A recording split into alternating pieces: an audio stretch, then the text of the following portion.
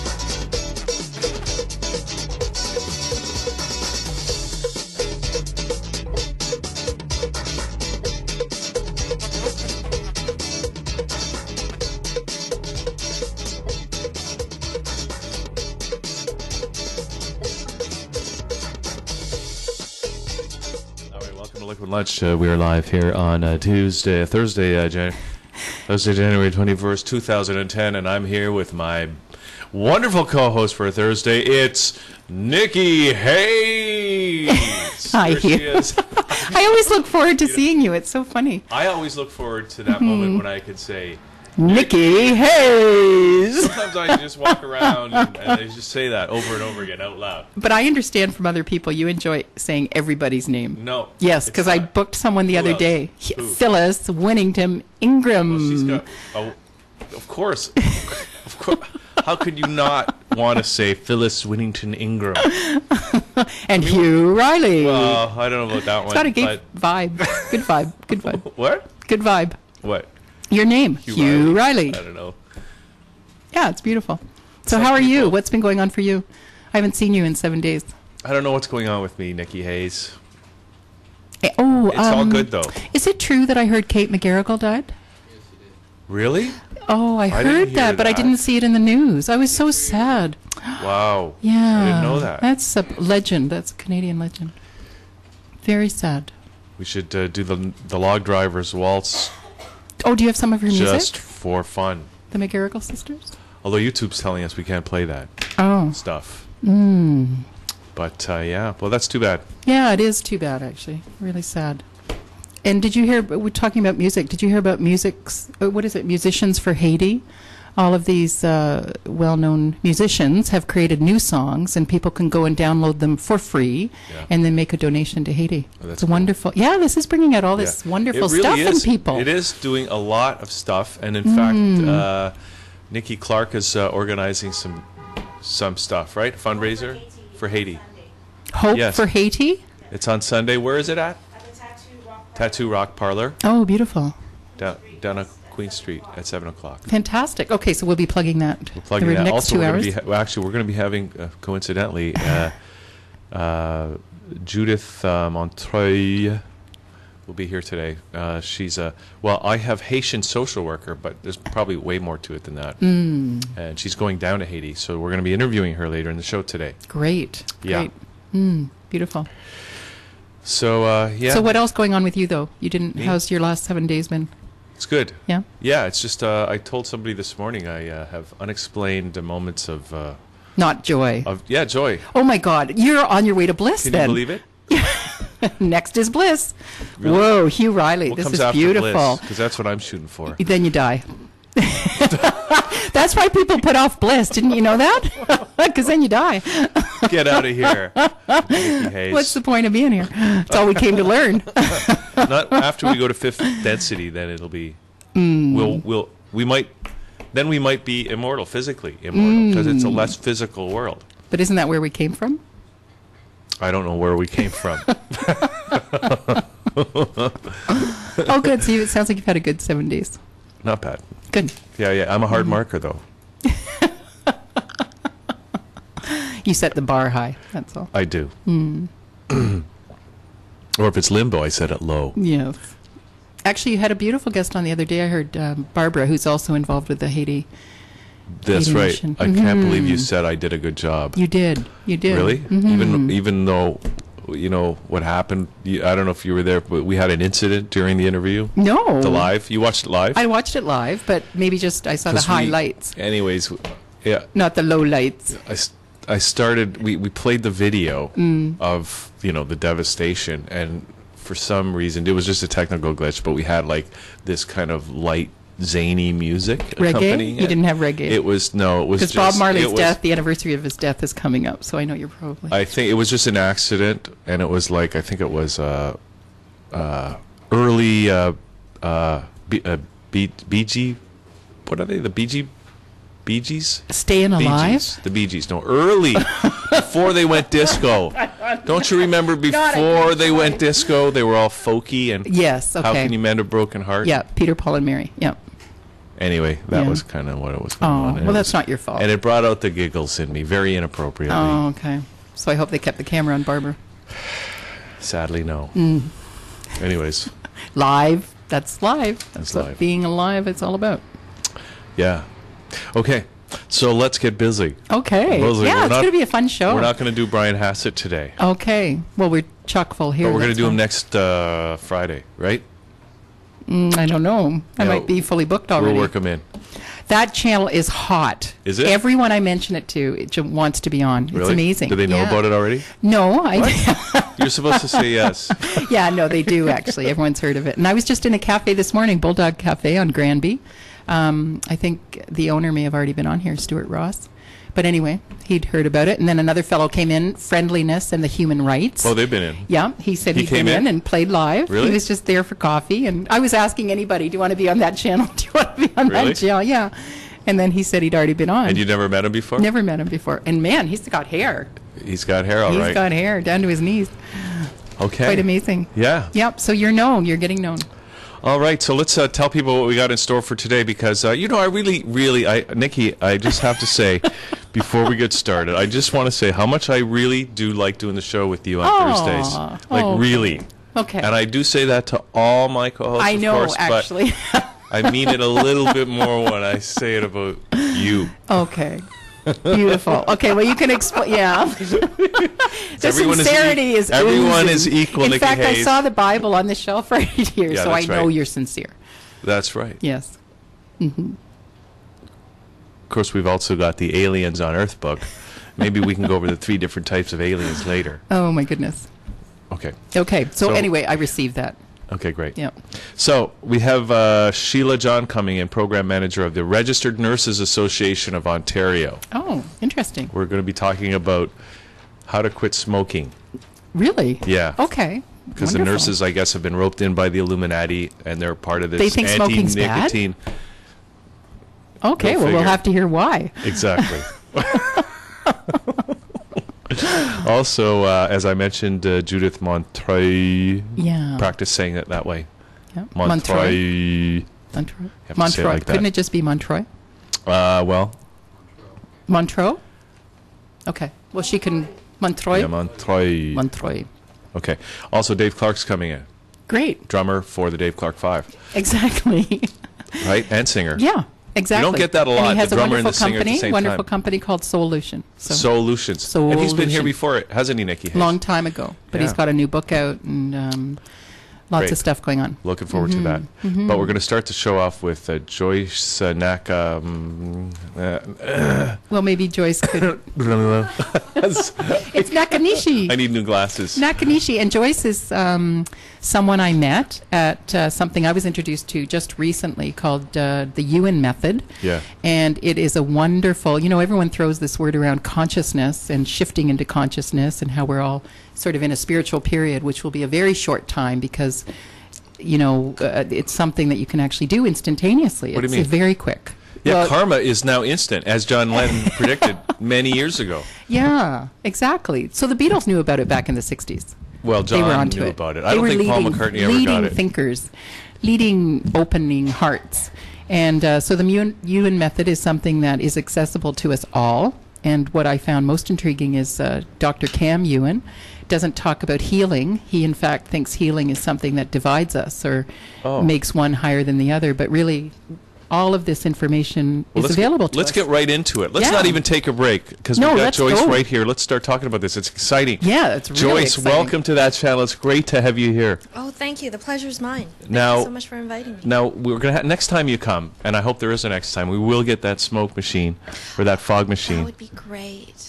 and That would fulfill a childhood dream really? of mine. Yeah. Seriously? And a fan, that would be great. So that Yeah. it would always look like my hair was blowing backwards like a rock star video.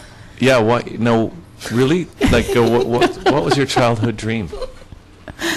And where did it go wrong? And what led you to the Ewan Method to correct it? I think it started with Friday Night Videos. Remember that TV show way back in the 80s? When music videos were just starting out? Yeah. Oh, it changed everyone's life. That and Grease. What was your favorite video? Oh, well, actually, Total Eclipse of the Heart, because there's a new YouTube version of it called Literal Videos, and it's fantastic. Oh. And, yeah, you can't have a bad day if you've watched that video.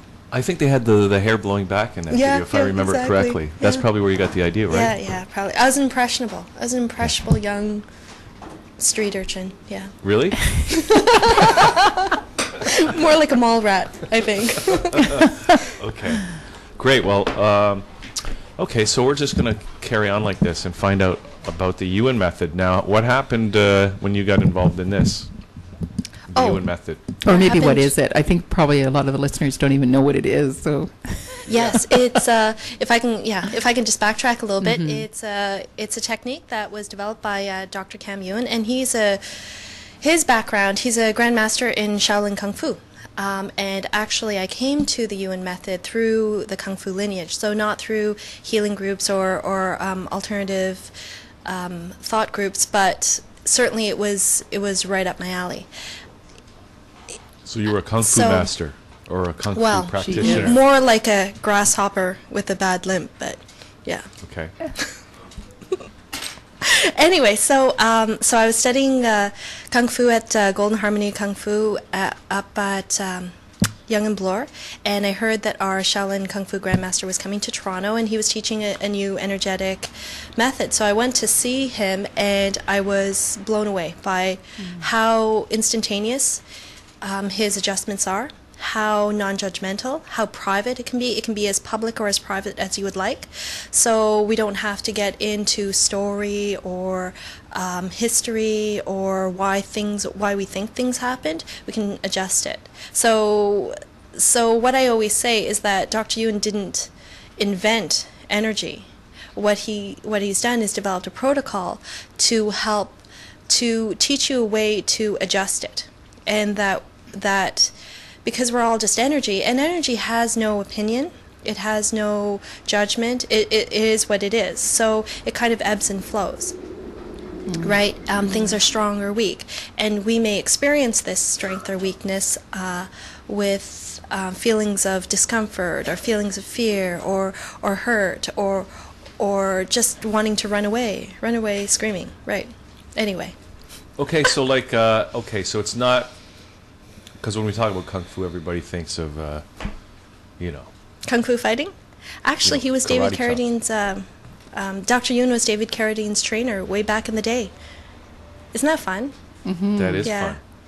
Yeah. So, but this is not a martial art, this Yuen method. No, not at all. Not at all. So still to be clear about it, what does it do? You talk about adjustment, but what does it adjust?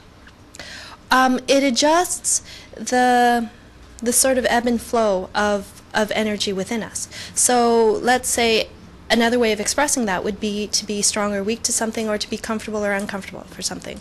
So let's say that an example that I might use is something like a person has a goal, like to save up money for a house, whatever, right, for a car, whatever they want. But they want to save money, but they actually feel really uncomfortable to not spending money. They're very comfortable when they're spending money. So you can see how that would be counterproductive. You got a bit of a, what do you call that? Conflict? Pulling in two different directions. Exactly. Yeah. Strong to spending money, weak to not spending money. However, if you can get to the point where you're neutral about spending money, not spending money, saving money, not saving money, putting money aside, not putting money aside, then you can achieve whatever goal you want. You can really enhance your free will to really bring that in line with your larger purposes in life. Okay. Yeah, it's beautiful. And also, interesting segue back to me asking Hugh how his week was. Right. If we don't use the language of energy, etc., right, people know how their energy is flowing generally without Absolutely. even knowing it. I.e., we know when healthy energy is flowing through our body. We feel good. We like getting up in the morning. We feel vibrant. And when our energy isn't flowing or blocked, we generally know it. I don't feel so good today, or that wasn't a very good meeting. There wasn't. People even say in business that wasn't good energy in that meeting. So I think what Joyce is saying, what Dr. Yuen opens up for people. And what he will say is he teaches us how to turn the energy switch on and for healthy energy flow. And I know for me, the language I was using in the workshop I took was if I felt bothered. When I know I'm feeling bothered about something, I know that there's an obstacle or something's building. So I'd rather deal with it before it becomes so big, like a wave building. I'd rather deal with it before the wave builds. And that's what's so beautiful about it, is that we have that high technology within our being to manage that. And that I know I heard either you or someone else say that we're a high-tech machine, but we treat like a low-tech machine. So it's fascinating. Okay, so I think what I took from all that, Nikki Hayes, was that we can turn the switch on. Or You off. could be turned on right I now. want to be turned on. As long as I don't have to reveal any personal information. No, but Joyce will know everything, but she won't reveal it. See, that's a whole other aspect of this. Okay, Joyce, turn us on. Right now. Live. Can somebody flick the lights for me? Really? Is that what it takes? Yeah, No, do but it's that. really fun when that happens, right? What do you mean?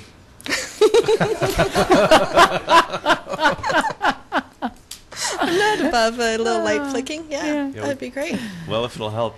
That's a good reality show. Night Flicker. Wait, let me write that down, Nikki Hayes. That was... How to turn on and off your light. Oh, Yeah, Nikki really touched upon something that we already feel these changes or these discrepancies or these imbalances, and we just use different words for it. In our language, we say things like, "Oh yeah, that bugs me. I'm not okay with that," or "I'm very okay with that. I'm very motivated," or all of these expressions are expressions of differences of energy. Okay, that's good. Right? And sometimes, so often, we say yes when we mean no. When Yes. we want to say no, we Yes. say yes. 'Cause we say don't it check in with reluctantly, ourselves. Yeah. or maybe we know it, but we Yes. say it anyway because we... well, and it's interesting because I'll just throw this in from an understanding point of view of where we really are. A friend of mine the other day said, it's interesting, if you ask people, do you have intuition? Most people say, yeah, I have intuition. But then you'll say, are you psychic? Oh, no. Right. You know, really, it's the same thing in the sense of Exactly. we put these attachments of what it means, but psychic is simply intuition. But Yes. and what you're talking about is simply tapping into what we already know. And what Hugh's Absolutely. saying is, you know, people would call it body intelligence, cellular memory, or all of that stuff that we really do know, but we often don't give ourselves the time. I think it's because of television, Nikki Hayes. I think what's happened is... Because you can't sit quiet for 10 minutes on TV. You just have to keep going. Well, I think actually what's happened is that, like before the TV generation, remember that generation gap? The radio generation? Well, before that, even Okay. before electronic. So media before came any in, media there was period. like, and this is a McLuhan interpretation, but there Okay. was like the people that read books, you know, like the Oh. literate, the hyper literate culture, right? Yeah. And I think what happened was with that, they didn't feel very much. It was all in the head, more than it is now. Now the TV brings us into feeling, and I think that's why, one of the reasons why people, like a lot of people are quite aware of their body sense. You know, how does it feel, right? Yes. And that even now with, you know, what do you call that? Idiomatic expressions like, I feel you, bro. You know, it's true. Yeah. You do feel them. So instead of hearing, it's I feel you. You know. So Interesting. Yeah. Absolutely, and intuition is filtered in us in so many different ways, and it shows up in our expressions, right? I see what you mean. I hear what you're saying. Oh, I feel see. ya. Now Yeah, it's I feel ya, you. I feel you. I feel your pain, right? That's new. Oh, that must have felt horrible. Yeah. You don't think the 70s was all about that? The hippies? Was all about bringing feeling and We're back way to more. our body? We're way more than the 70s. The 70s was you noticed it because it was Yeah. so different from what came before. Now we're all in the middle of it, so Yeah. it feels like it's less happening, but it's actually we're way more there. Oh, I agree. I Yeah. think it's the same place, but at a different vibration, if you will, in terms of Well, we're spiraling going to fifth up. density, Nikki Hayes. Let's all go together. Hold hands. Okay. So what do we do with this, Joyce? Like seriously, Right. like who should do this, and what does it look like, and what will it do for us?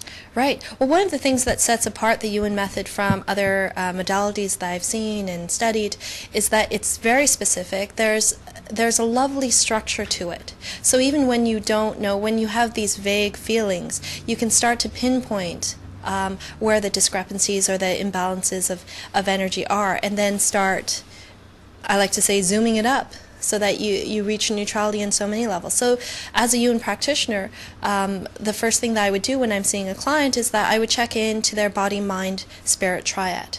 Make sure that each is strong for separation and that the connections are strong. So often we may be well connected, but like a three-legged stool, if one leg is broken, the stool can't support, can't support anyone. Right.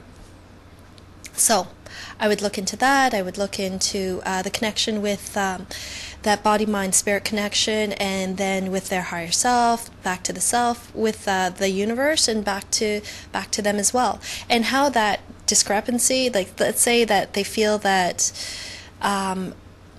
there's a strong connection between the self and the universe, but the connection between the universe and the self is weak. We might feel that in a way that we're asking the universe for things. We're talking to the universe and no one's helping out. So that sort of disconnection can easily be zoomed up. What I found fascinating too is, and in the workshop that I was in, people would present issues, problems, whatever, to Dr. Ewan to be dealt with, and it 9 times out of 10 ended up it had nothing to do with what that person was talking about, i.e. I have a pain in my shoulder. And it ended up through tracing the energy, if you will, it was actually something that had to do with an issue with their mother that was manifesting physically in a symptom that was created in their shoulder. So that was really interesting to explore, i.e. as you refine that, you can get to the point that when that is happening, let's say an issue between you and I can learn through practice to deal with that then, as opposed to letting it sit and become something that ends up being manifest physically, i.e. a migraine headache by the time I get home. Yes, absolutely. Yeah, so absolutely. I found that really empowering, and so if you could talk a bit more about that, maybe. And the physical manifestation of some of these things when they're not corrected and when they're not strengthened. Sure. A small example that I just experienced, I was in an all-day workshop, and by mid-morning I started to have terrible food poisoning stains. Food poisoning pains. The kind that feels like little knives in your gut, and you probably had that yesterday, right? Yeah. Not yesterday. They eat the food here, but not too long ago. Right. So I'm checking into myself, and I'm thinking, okay, is it the flu? No, it's not the flu. But it's not the flu, nor neither is it not. It's not the flu, nor neither is it not the flu. Right, so it's not. It's neither. So you were like doing the Ewan method on yourself? Absolutely. And that's what you get. You get these answers back from your body. Yes, because I'm just checking into what's weak and strong. Right? Do I have food poisoning? Well, I didn't have food poisoning, but nor did I not have food poisoning. Wait, did you do muscle testing? Is that part of this? Yes, because you start to do an internal muscle testing. Yeah. Okay. Yeah. That's interesting. Mm-hmm. Yeah, and actually, what I eventually figured out, because I started to watch where my mind was going, about where my thoughts were leading me, and I came to the realization that every time the pains would really flare up, I would start thinking about how I could get out of some obligations I had made, and so it became a present to future weakness that I was zoning in on. And I realized that my body was helping me out. It said, well, Joyce, listen, you know what, you can't say no, so I'm going to help you say no by giving you a really good excuse. Right? So Joyce, you don't actually have to say, no, I can't do that. But what you can do is say, no, I'm sick. Sorry, I'd love to, but I'm sick, I can't. So your body's giving you an excuse. Yeah. That's why people get migraine headaches, probably, right? Seriously. Some people, maybe. Right? Yes, maybe. For you. No, yeah, sure. Yes. I know there's a joke in there, and I'm just walking by it. No, I'm not. Just walk. Don't see anything. But I mean, stuff like that. But what you're saying is, your body was saying it's not the flu, but it's not the flu. Yes. And so what it was something that had nothing to do, or so I didn't have the flu virus. I didn't have actual food poisoning bacteria, but I definitely had the symptoms of it. Yeah.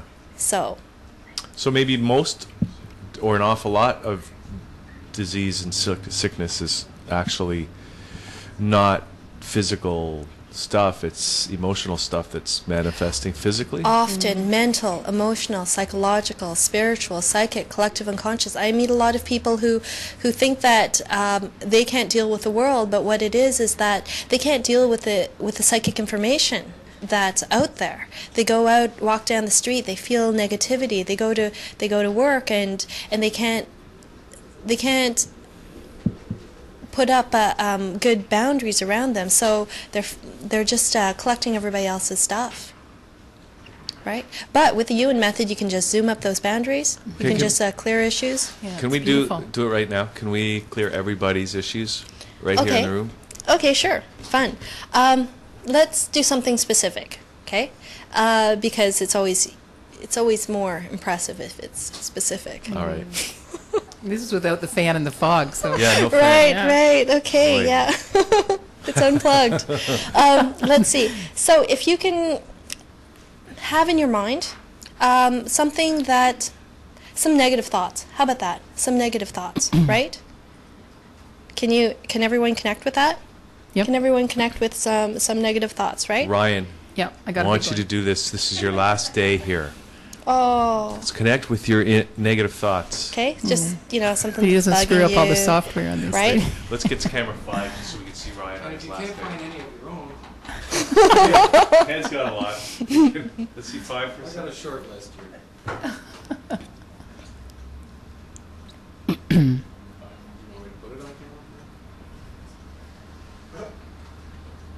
Okay. So I'm just going to start clearing it.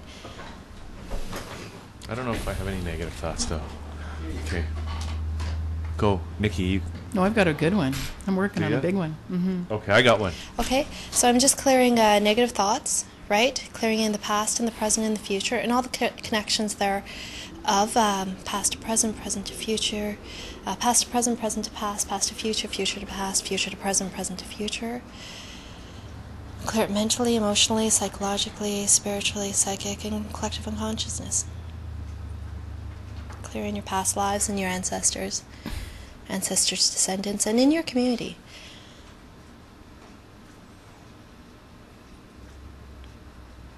Yeah, there's definitely a lot of collective unconscious negativity that's sort of feeding on itself. I'm just going to make everybody in the room strong to that. And what that happens is that you still can collect the information, but just not react to it. Mm-hmm. And actually, I'm going to also clear everyone's bedrooms, because that's where we sort of let down our hair at night, and all of the negative energy just kind of pools in our rooms as we sleep.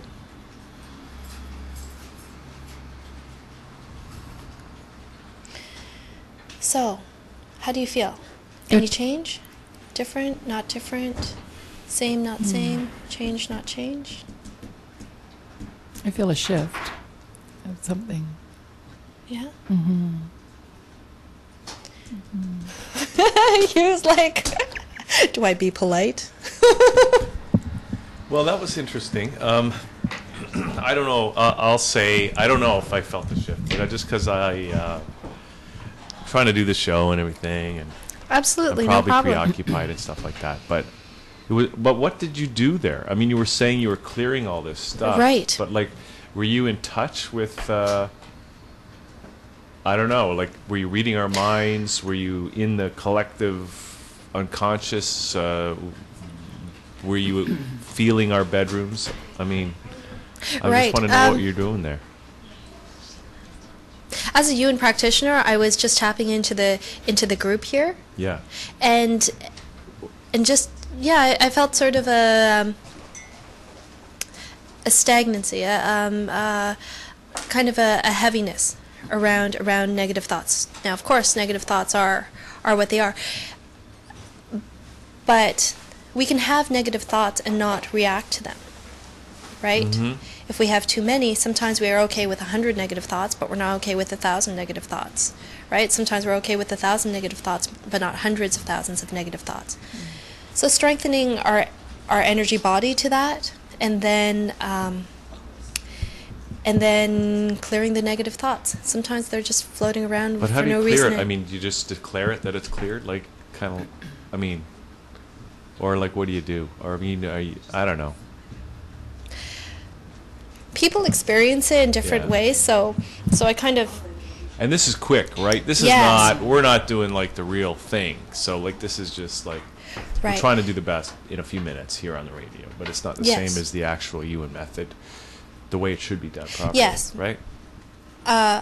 Yes, because actually I find that each person has a different sort of source of their negative thoughts. Maybe it has to do with their relationships. Maybe it has to do with their health, with their fitness, with their money issues, with their finance issues. There's so many different sources of it, and it's so much quicker and more effective to just get to the root of the problem. And for many people, it's a different route. So can you read our minds? 7. You were thinking about the number 7. That's right. It happens.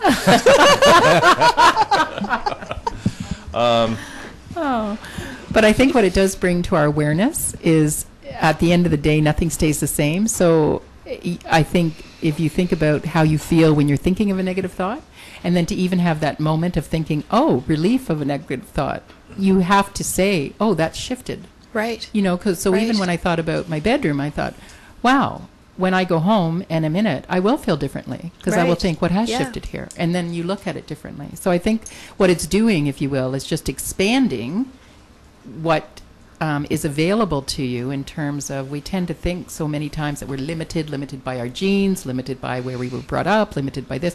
But actually, there are no limits. Absolutely. There are no limits to anything. Absolutely. And I think this is what it opens the door to. So Does that mean we can fly, Nikki Hayes? I think so. Yeah, probably. No. I mean, if we're just a hologram. I want to fly right all now. we are is a hologram, isn't it? That Yeah. all of these So many when you think about possibilities. those negative thoughts that you were thinking about before, do they seem the same to you? Maybe not. Well, then there's been a shift. Then that's the shift. Yeah, the change. Do you ever encounter Right. people that you really are have very little effect on, like they just don't buy into it, or they just don't get it, or they just don't even know how to get in touch with their thoughts, or anything like that? Like people that you Yes. just can't Yes, work and generally it's a perception issue. Mm-hmm. Generally, it's they have already put up obstacles about being able to perceive things and not being okay. Some people don't want to be better because of different things that they've heard, Yeah. or different thought processes that they've had throughout their life, right? Yeah. This problem is too big for me. But that in itself is an issue. And then once you clear that, anything, as Nikki said, becomes possible.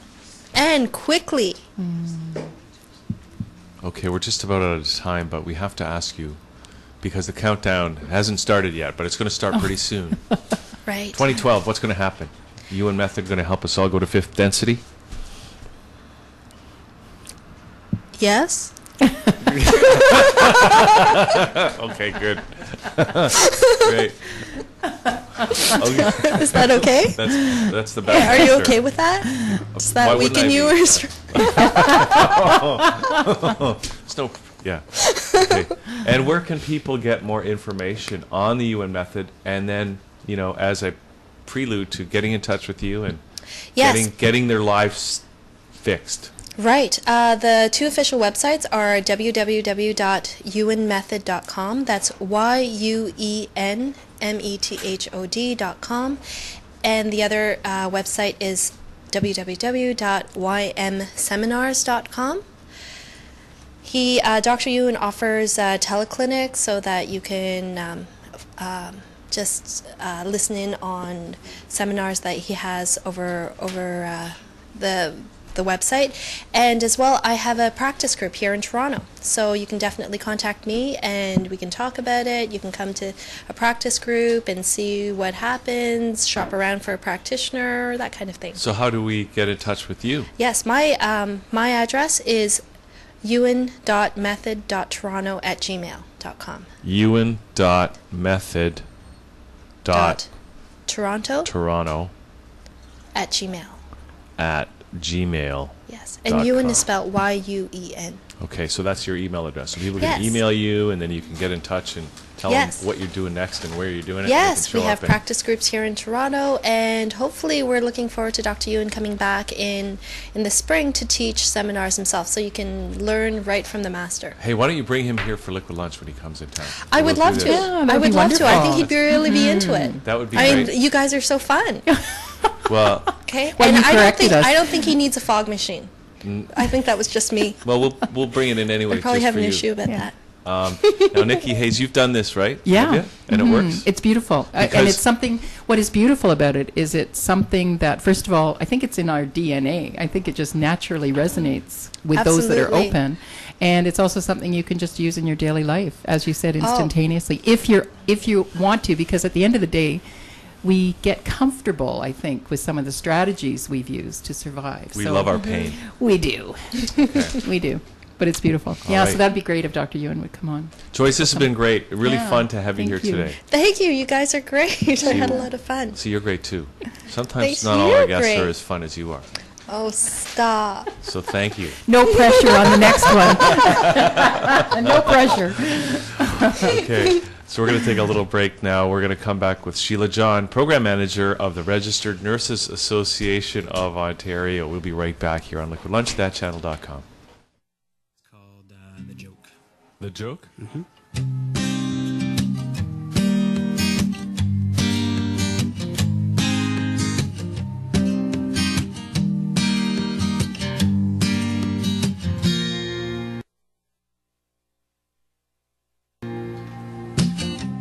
Maybe I should have paid closer attention. Then I might know what the hell is going on. Maybe I should have stated clearer intentions. 'Cause it seems you got it all wrong. Well, the joke's on you, my friend. 'Cause in the end, I am content. Right here, where I stand.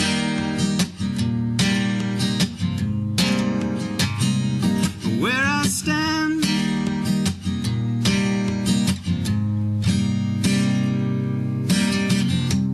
Maybe I'm a note in a chord on a page somewhere, in some old archive of musical scores. Maybe it's high time that I climb down off of that line.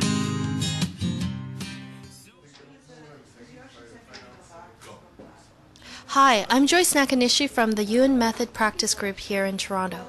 If you're interested in exploring an energetic method that can liberate you from the mental, emotional, psychological clutter that hinders you from living a happy life, check out the official websites of www.ewanmethod.com.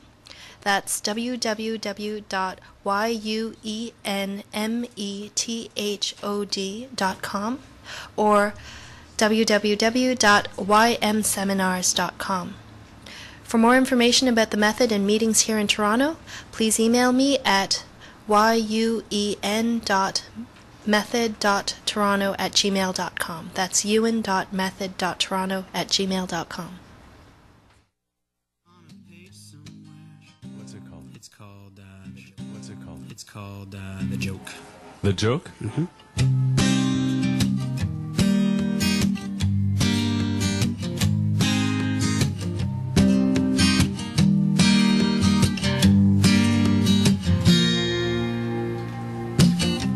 Maybe I should have paid closer attention. Then I might know what the hell is going on. Maybe I should have stated clearer intentions. 'Cause it seems you got it all wrong. Well, the joke's on you, my friend. 'Cause in the end, I am content. Right here, where I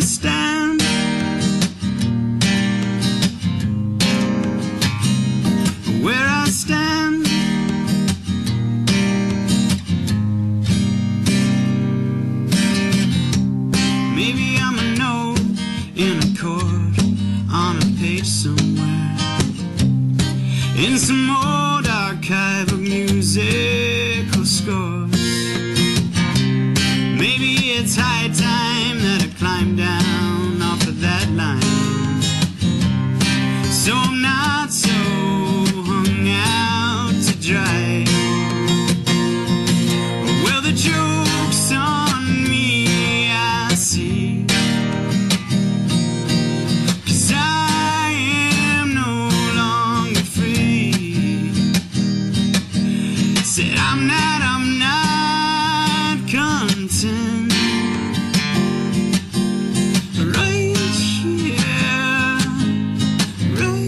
here where I stand.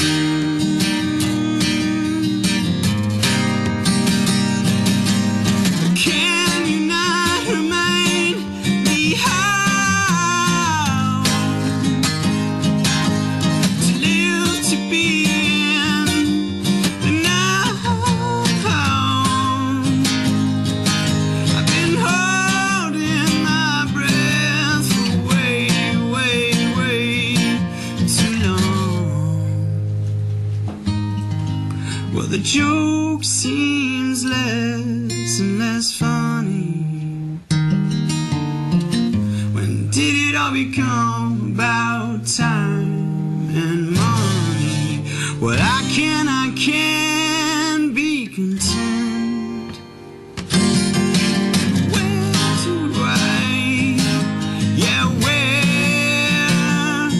do I stand? Where do I stand?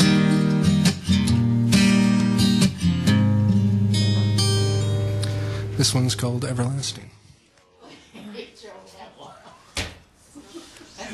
I'm just joking around, Nikki. Hey. Yeah. Hi. Hi. We've got Sheila John here from a program manager of the Registered Nurses Association of Ontario, right? Yes, you've got it correct. Program manager. What does that mean? What does that mean? Well, we do a variety of things as a program manager. My portfolio, I manage projects and I manage best practice guidelines. Okay. Are you a registered nurse? I am a registered nurse. Are you a practicing nurse? Are you on Not- the admin side now? Well, I still have my license, so every year I renew my license, but I'm working for the Registered Nurses Association of Ontario, which is basically the professional organization that represents nurses in Ontario. Great. Okay.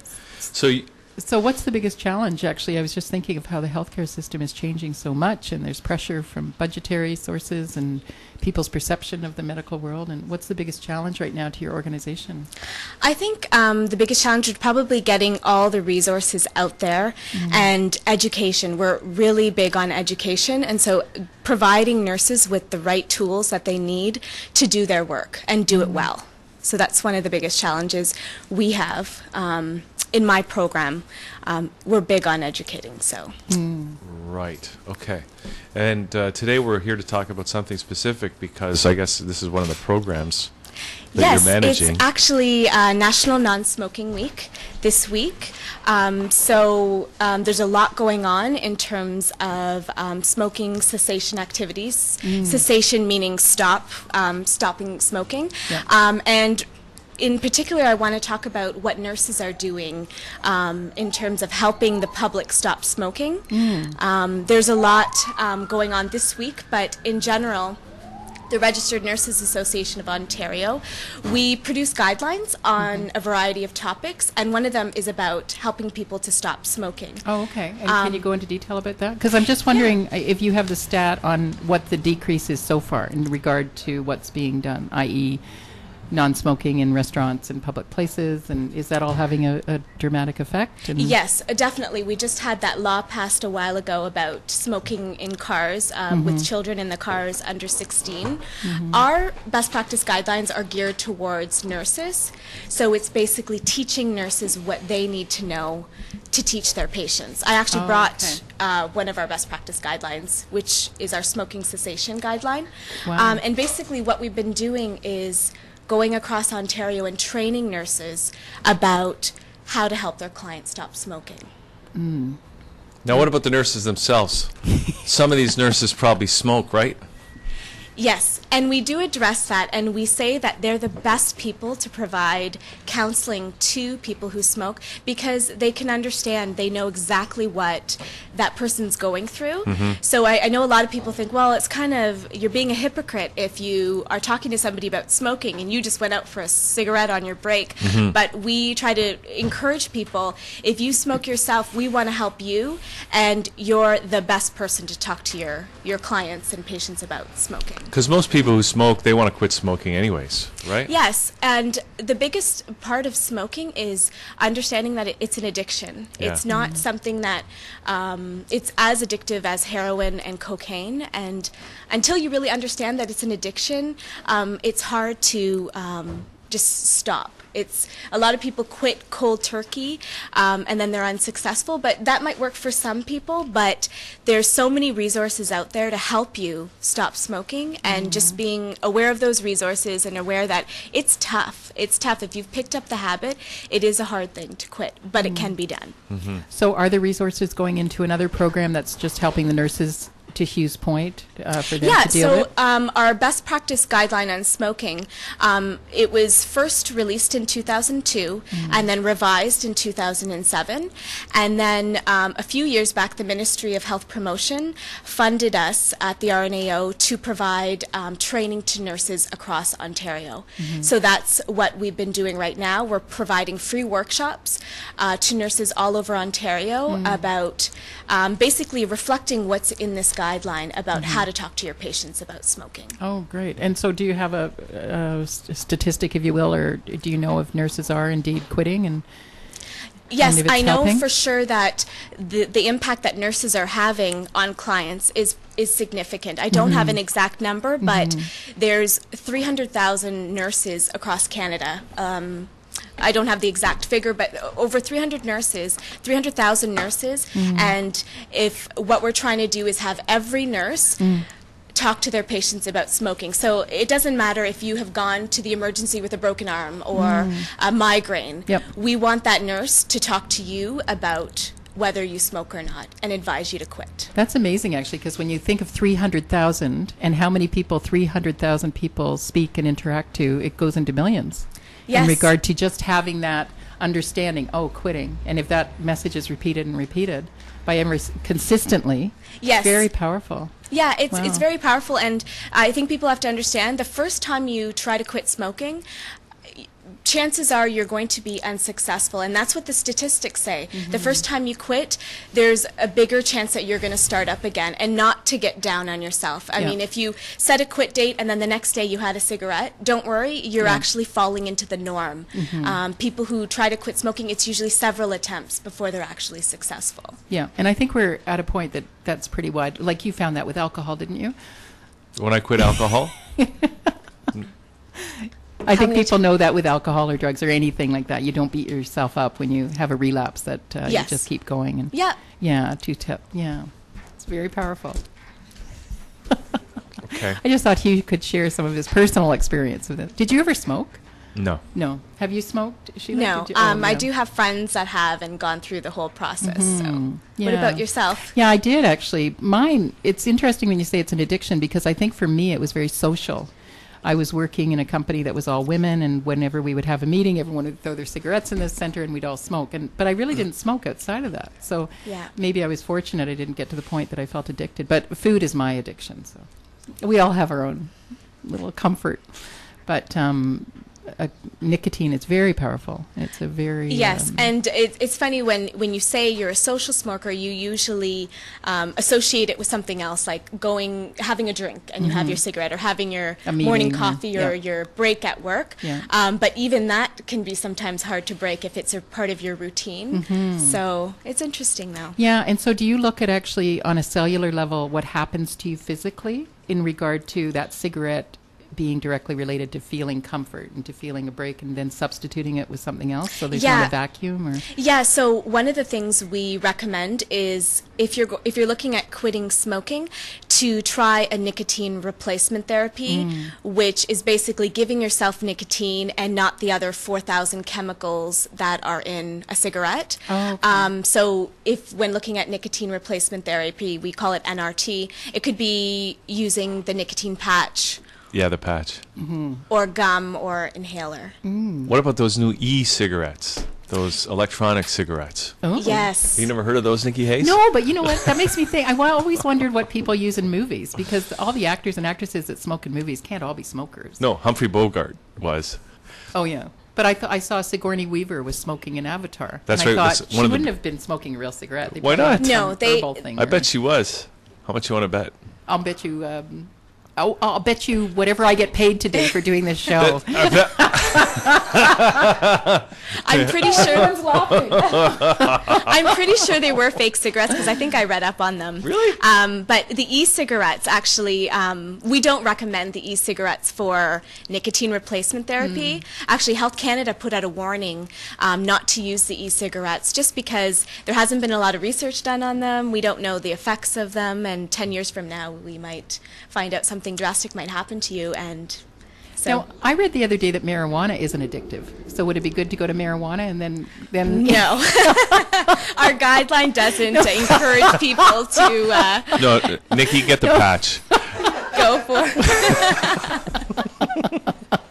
That wouldn't be one of our recommendations. Oh, you wouldn't in our recommend, but guideline, under no. the table, would that be better? No, I wouldn't be endorsing either smoking cigarettes or marijuana. So Just thought I'd ask. Or the new e-joints that are coming out. Well, I haven't heard about those. I haven't heard about what is this? An e-joint or e-cigarette? I haven't heard about it. It's something like an electronic cigarette. Oh, okay. And it actually, when you inhale and you exhale, smoke. Well, it's not actually smoke, but it appears to be Oh, smoke. okay. Yeah. Okay, so what else? Now, when does this start? Because what is it? Is it a month? Anti-smoking? It's actually National Non-Smoking Week this week. So it started on Monday. The kickoff was at the Ontario Science Centre, Oh, okay. and Minister Best was there. Actually, they have a new little display at Body Worlds at the Ontario Science Centre, where you can actually look at a clean lung and look at a lung that has somebody smoked for 20 years, and then you can actually, there's a drop box that you can actually throw your cigarette packs in. Oh, wonderful. 'Cause Yeah. that must be, especially if someone's a visual learner, it must be Yes. scary Yeah, in terms of, I assume it's just black and, ugh. yeah. So it, So, I mean, it's National Non-Smoking Week, but we're doing work as nurses. We're doing all this training in the next couple weeks. So if there's any health professionals watching or listening, we've got all these free workshops that can help you train patients on how to stop smoking. So But that's for the nurses, right? it's for the nurses, but I think I also want people out there who are smoking to let them know that there's all these resources out there and they're free, and to definitely speak to your nurse about wanting to quit smoking, because we're trying to equip all these nurses so they know what to do and what to say to you when you come to them. and is there any kind of outreach program? Like, do you guys go into schools or, try to be proactive in regard to educating kids before they even start? Or? Yeah, definitely. We did actually have a workshop for students about a month ago, and there's the Leave the Pack Behind program, which is in all the colleges and universities, and at the Leave the Pack Behind program, you can go to those clinics and you can talk to somebody if you want to stop smoking, and those are specifically for students. So we've got a lot of resources for the Oh, students. fantastic. Because that's really where it's at. I mean, kids start so innocently, thinking Yeah. it's cool. They And, try it out because Yeah. their friend tries it out. and because they've seen Humphrey Bogart smoking and figuring it's okay. And then you do get addicted. So it's, and I actually was at a convenience store the other day, and a young man, when you can just tell someone's energy, he just looked happy, and we were kidding, and he was buying cigarettes, and I said, "You really don't want to do that, do you?" And he said, "No, I really don't." And I said, "Well, why are you?" "Oh, well, I'm planning to quit." It's interesting to Hugh's point. You said earlier everyone wants to quit, but it's a matter of... Do you think, I'm just wondering, do you think there'll ever be a world where, nobody smokes? I'm hoping so. I'm hoping so. I think we're getting there. I think people are understanding the consequences of smoking, and Do you think it should be illegal? Like we should just make it illegal? I would love it if it was illegal. Why isn't it illegal? I think it's interesting that it's not illegal, but Yeah. it's Yeah. Why isn't cigarette smoking I mean, if it's illegal? something that And yet, kills you- why isn't marijuana legal? Right? It's like, I mean, what kind of values does our society have? but it does speak to, and it's a whole other discussion about the industry itself and how much Yeah. they're stopping it and whatever. Well, but I mean, it's that's a whole big debate. Yeah. And I mean, on both sides of that, on both of those issues, which we're not going to get into right now. No. But anyways, it's been. But I think the more people know, the more Yeah. that there is at least awareness out there. Yes, and with awareness definitely. comes, when someone looks at their children, do I want to be here or not be here? Yes. So then it expands their understanding, Yeah, for sure. which is great. And especially with 300,000 voices. Yeah, 300,000 Very nurses powerful. across Canada. So, So is part of your job having seminars and teaching what's in the policy book? Or the yeah, so our workshops, if you go to our website, actually, www.tobaccofreerno.ca, you can find out all about our workshops. They're free for nurses and other healthcare professionals who'd like to join and learn about how to talk to their patients about stop smoking. You'll learn all about our guideline and other resources that we have, and our resources are free as well. Oh, fantastic. So, yeah. I mean, I'm thinking with psychotherapists or psychiatrists or whatever, when they have clients that are smoking and using that as a means of comfort or calming, that they can even be getting the message out in Yes. terms of, that's wonderful. Yeah. And it's so great how our society is moving to this whole wellness in regard to there's so much that's under our own control. Because So we when only you- have 3 years left. Exactly. We have to deal with all these problems before December 21st, 2012. So let's go out healthy. Because you can't go to fifth density if you're smoking. No. Well, you don't go as fast. Well, you can't even go. Or do you go up and smoke? That's a whole. You might go faster, actually. I don't know. But we're going to find out. Oh. So this is great, Sheila. Is there any final message you want to leave us with? Final message, if you're a health professional out there, a nurse out there, just know that we have these free workshops coming up. Come to our website, www.tobaccofreerno.ca. And if you are somebody who smokes and wants to quit or is thinking about it, just know all the resources that are out there available. Speak to your nurse about it. We're here to help you. Okay, great. And that website again, tobacco free. tobaccofreerno.ca. Tobaccofreerno.ca. Yes. That's Correct. the website. Okay. Now I know you sent us a PowerPoint presentation that we were going to do now, Okay. but we can't open it, so we're not going to do it. Oh no. Okay, yeah. that's okay. So unfortunately, that's just. It was a good one too. It showed a powerful message. I did watch it on another computer, but unfortunately, we can't open it on. Did you like it? Did I like it? I did like it. Okay. Yeah, it was powerful and impactful. So is that available for educators or other people? Can they get it? We can make it available. We can put Okay. it on our website. It's not right now, but Yeah. Oh, that's great. that was Okay. just for you guys. So. See, it would have been See how so good to special do, we are. but That was beautiful. it's one of those things. But yeah. Yes. Okay. Sounds good. Okay, Sheila, thanks so much. Sheila Great. John, Program Manager of the Registered Nurses Association of Ontario. Thanks for coming in today. Thank you so much for thank having you. me. Okay, we're going to take a little break now. Come back with Judith Montreuil right after this. LiquidLunch.channel.com. Great. This one's called Everlasting.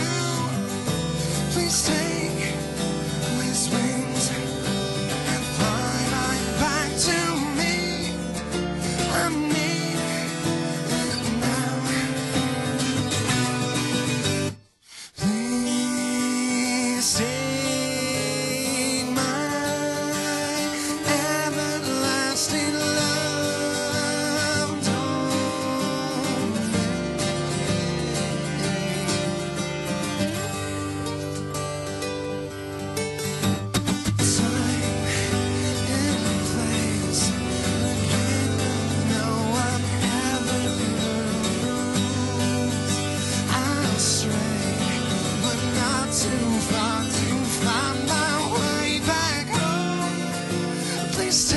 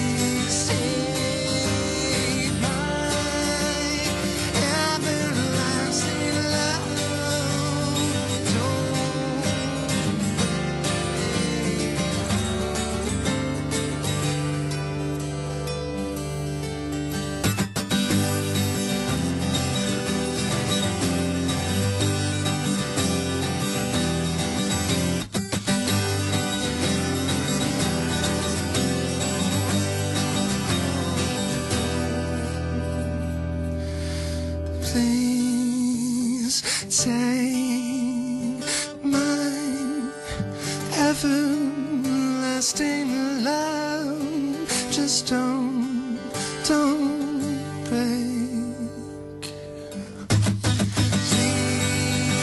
Please take my everlasting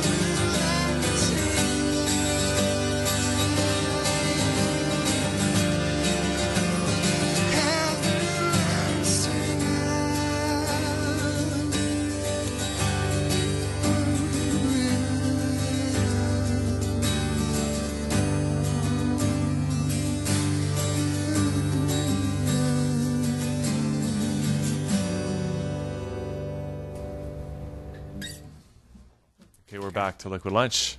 We've got Judith Montreuil here. Welcome. From Nicely done. Are you from an organization? Because all I have my notes. I don't think they are.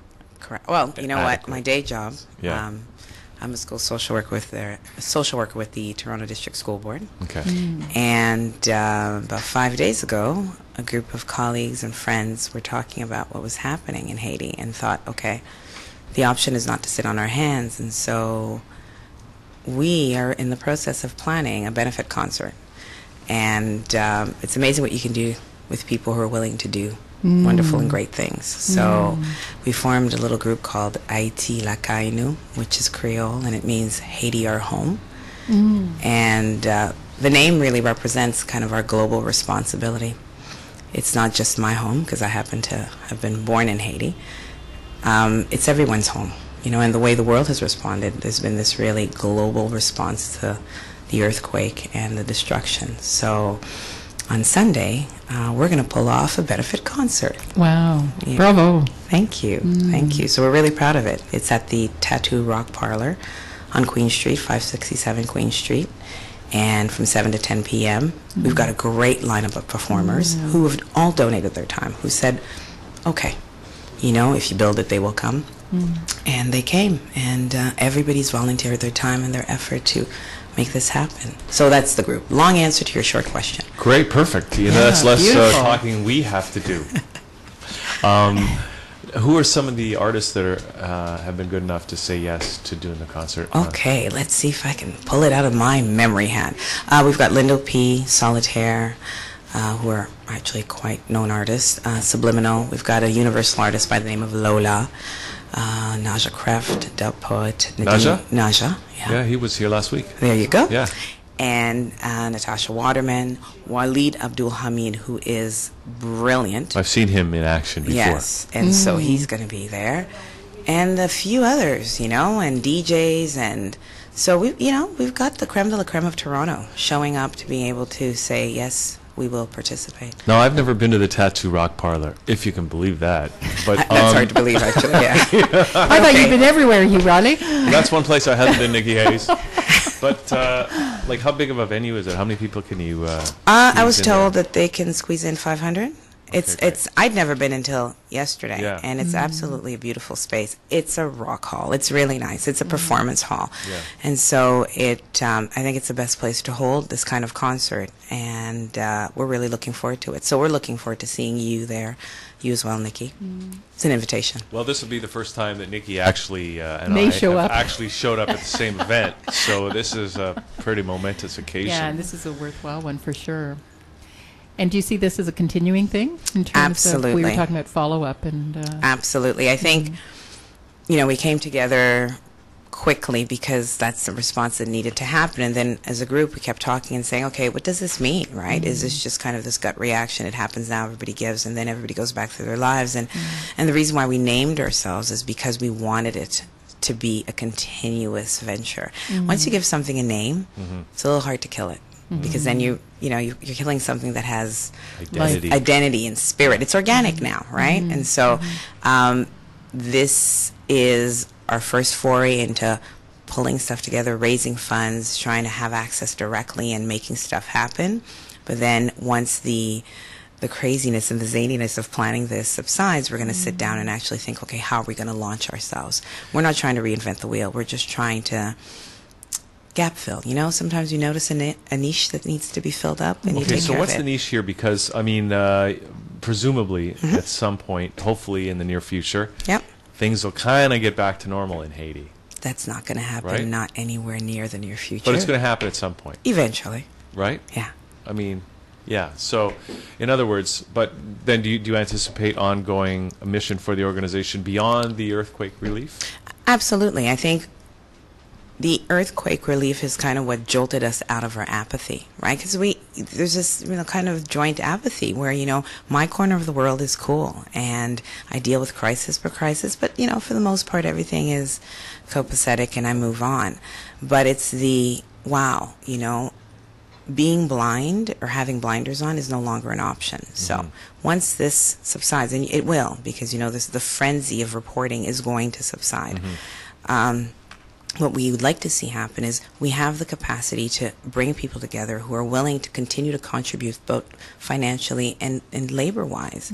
So how do we tap into that? And it's not just only looking at writing checks for the relief organizations. They have a part to play, and a big one at that. But there's some grassroots stuff that also needs to happen, right? And so I happen to have people in Haiti, right? My family's still there. And so there's something to be said about identifying leaders in their own community who are trying to do something, but for lack of whatever, have barriers. And so if we can be the ones who assist them in at least removing some of those barriers and finding their own sense of self-determination, then that's what we're looking at, right? Okay. So now, are you going down to Haiti? Yes, I'd like to. I'm not sure when. Okay. My father, I just got a call just before I came here, is actually safely back. He's in Montreal. But to quote him, I'm not here to stay. I'm going back. Now, is he a resident of Haiti or Canada? Canada. Okay, so he was down there when it happened? He was down there. He went to spend the winter there. Wow. So quite the tale he had to tell, but I was glad to hear from him. But so he's planning to go back, and I know I'm planning to pay a visit. But really, it's thinking of not putting any more pressure on the relief organizations that are already there, right? So it's coordinating it so that my visit makes sense, or our visits make sense, in order to support, and not necessarily further extenuate, difficult circumstances, right?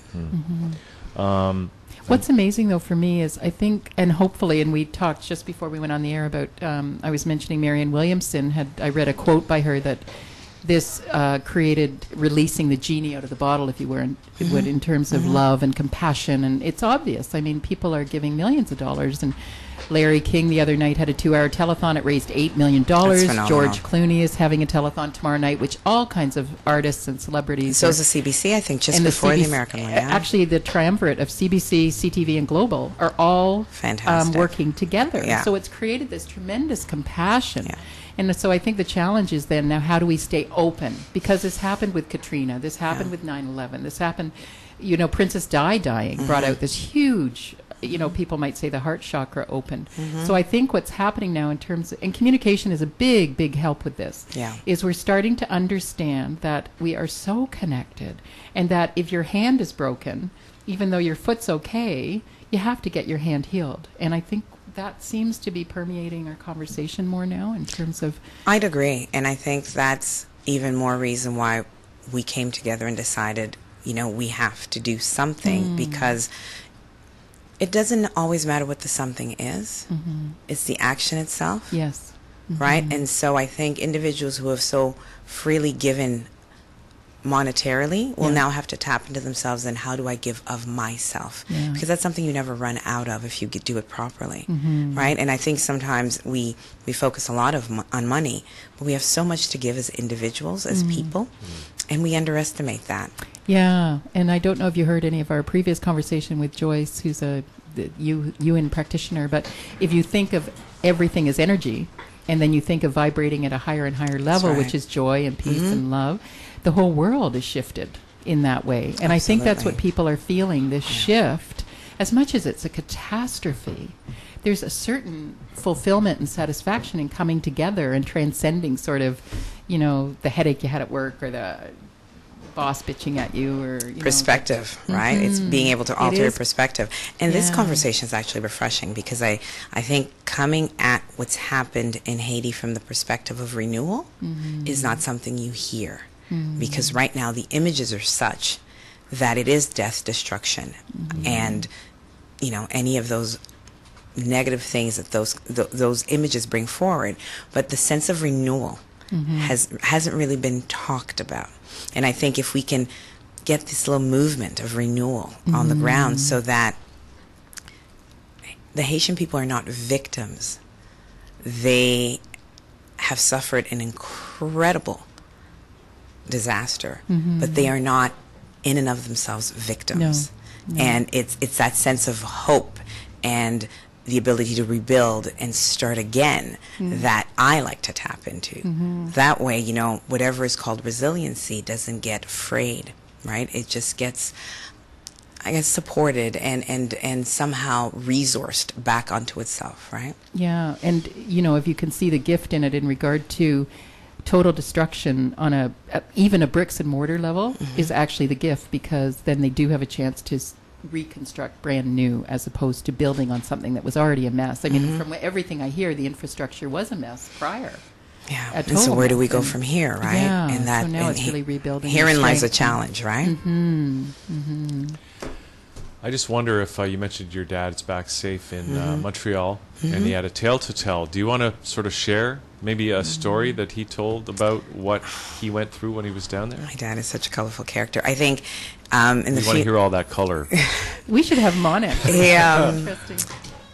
He's not a fan of the English language, so that would be interesting in and of itself.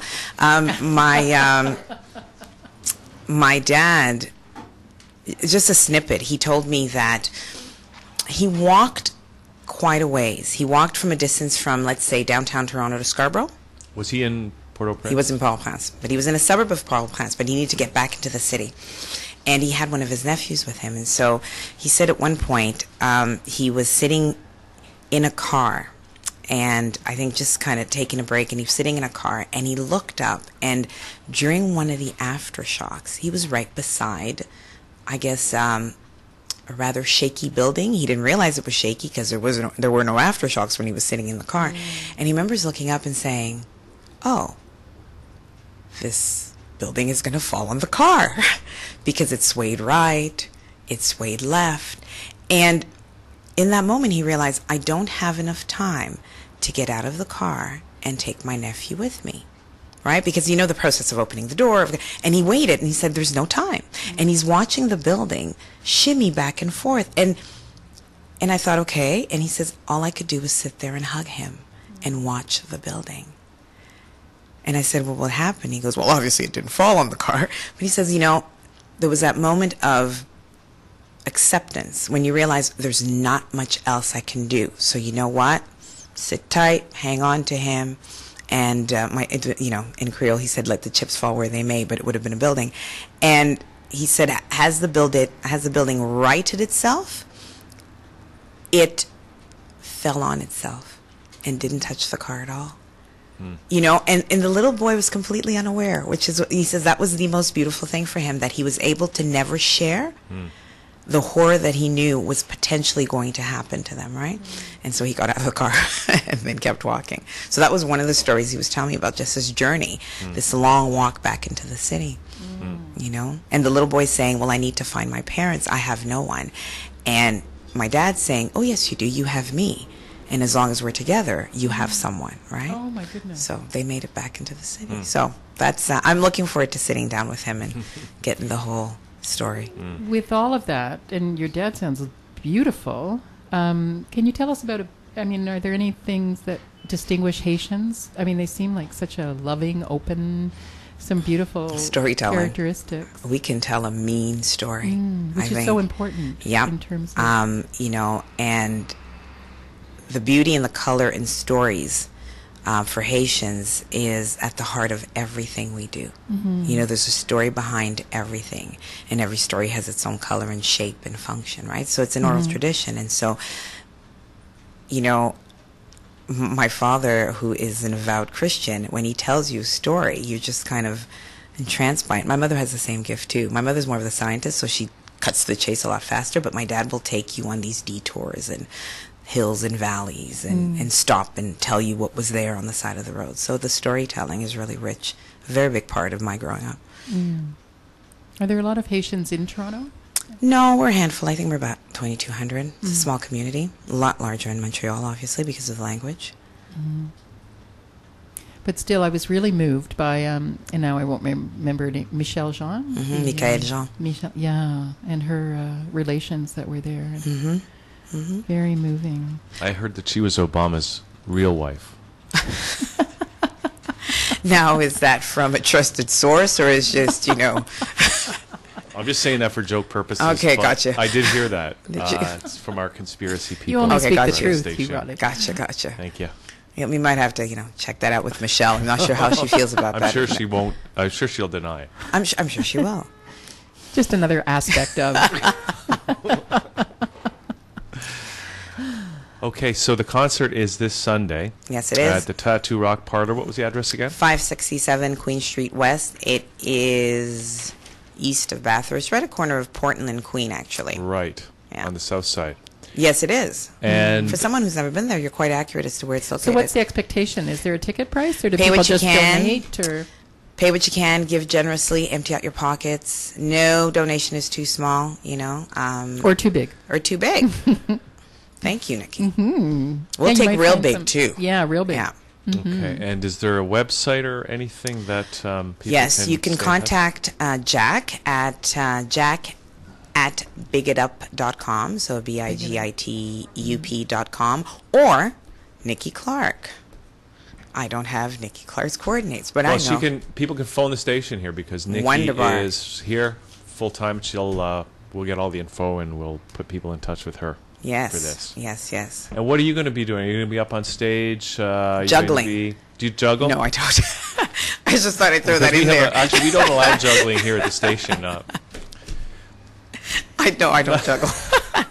Well, you do if people will pay, because then you'll put it in the pot. Right? Oh, we can have a meeting about that. I will be there, greeting and meeting and encouraging people to empty out their pockets.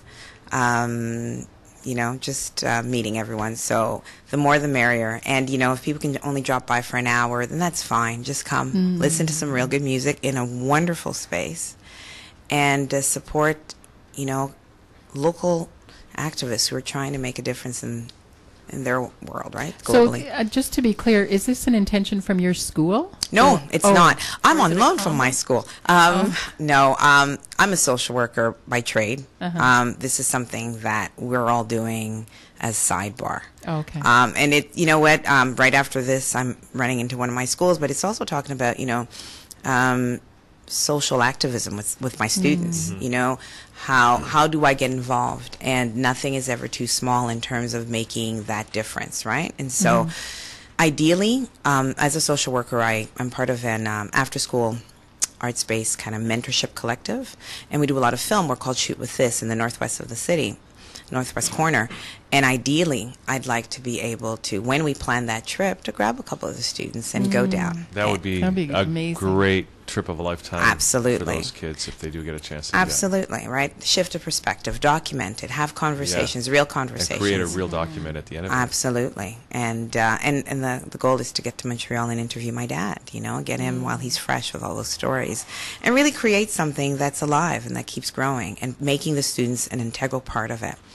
So that it never loses its edge. Well, I was also thinking the conversation it must be creating in the schools, and if people are capitalizing on that. Absolutely. Well, you know, the schools, just like the larger society, right? It's a microcosm, have all come together with relief funds and relief activities, and the children are very aware of why they're doing what they're doing, you know? And my children who were born here see it through me and the conversations they have, you know, or through my experiences. So their hope is to one day be able to visit, right, and to go down. So amazing. Great.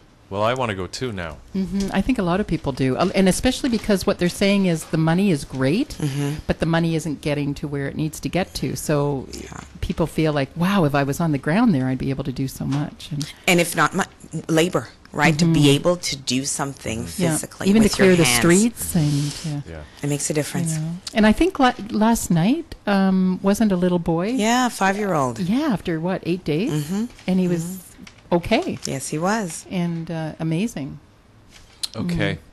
Judith, thanks for doing this. Thanks for having It's lots me. of fun. And again, people can get in touch with Jack at bigitup.com or call the station here, and Nikki Clark will take care of them. And thanks for coming in today. Yeah, It was thank a pleasure. A lot of fun.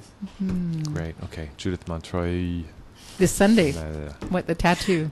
Tattoo Rock Yeah. Parlor, 567 Queen Street West at what, 7 o'clock? 7 to 10. Perfect. Beautiful. Okay, we're going to take a little break now. Come back. Dave Clark is here. He can tell us about his days. Catch us up those with what he's crazy been doing. 60s heyday of rock and roll. Just kidding. We'll be right back. Thatchannel.com. Called Breathe.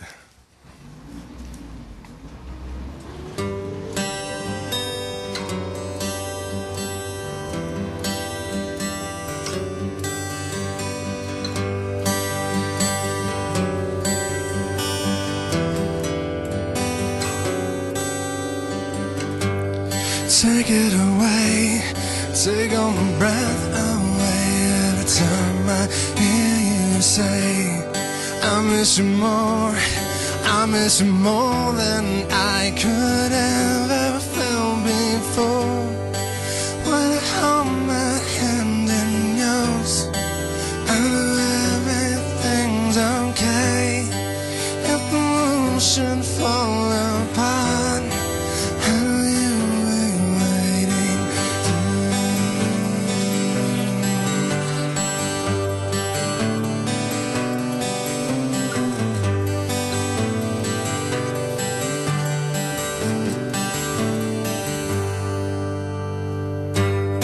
Hear my words and all of my voices, and tell all the world that I'm not blind.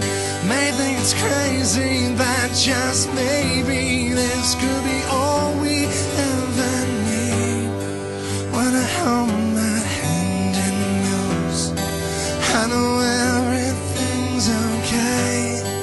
If the world should fall apart, I know you'll be waiting too.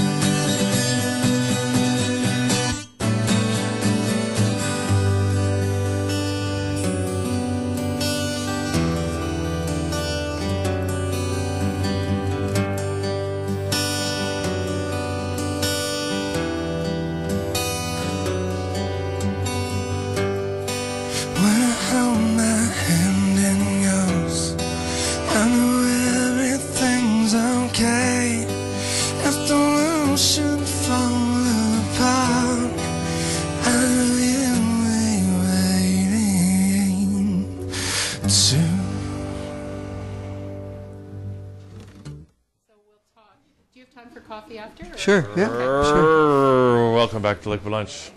And here we are. We're getting near the end, Nikki Hayes. I know. I wish it could go on and on. Don't you? I do. It's like an unending resource of energy, and I could just... Maybe one day we'll do that. Well, why don't we? And we could raise money for Haiti. We could do a telethon. Yeah, we could. Why don't we? We will. Okay. Okay. Good idea. We have Dave Clark here. Dave, welcome back to that channel. You've been here a couple times, haven't you? I have. Yeah. I have. This is like home. Well, he's always busy, always recreating, and I think he actually should have his own show. I think Dave would create enough excitement to have his own show. Now, if you were doing your own show, Dave, what would it be about? And I'm using that as a great segue. Woo. A segue to talk about what you're here to talk about today. Yeah. Well, it would be called Look on the Light Side. And the reason that it would be called that is because I'm developing a show concept to deal with life's little challenges. And we have a few of them these days. And the reason for that is because I've identified that the most important thing for anybody in life is to try to feel a little bit better about life's little challenges, because what you put out there is what comes back. It's a very simple concept. And if I can help people get a little bit of hope and just get turned around a little bit, then maybe they can get on a positive track, and good begets more good.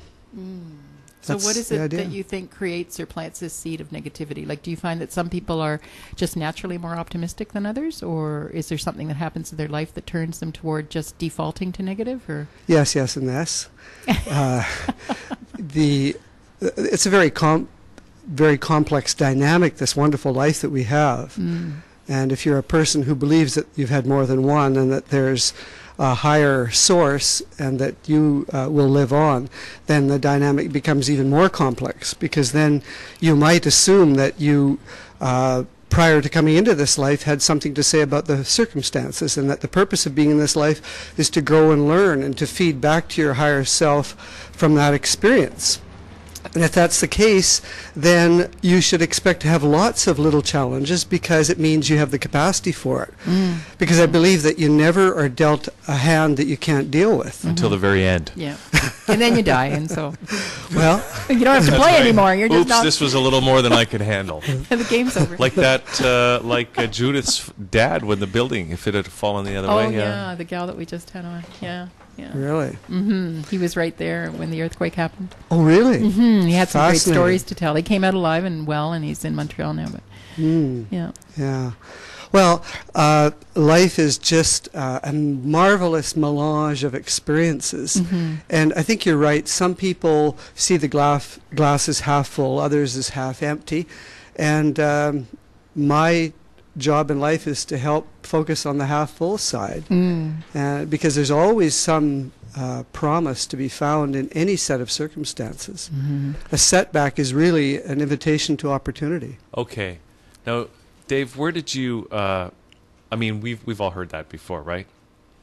Good. Yeah. But it's like, but where did you? But you know, you can hear it as one thing. To really get it is another. And obviously, you really get that. Like, is there a story behind how you really came to understand that?